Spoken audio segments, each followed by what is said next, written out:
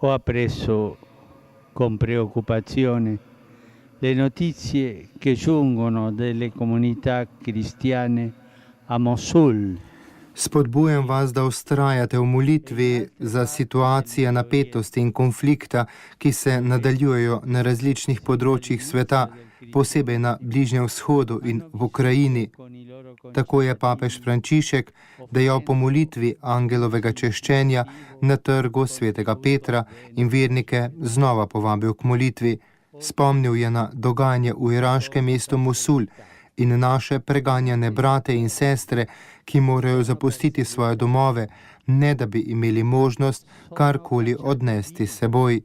Tem družinam in drugim osebam je papež zagotovil svojo bližino in nenehno molitev.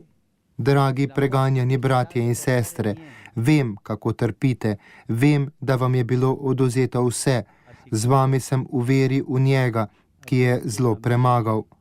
Bog miru naj vseh vzbudi resnično željo po dialogu in spravi.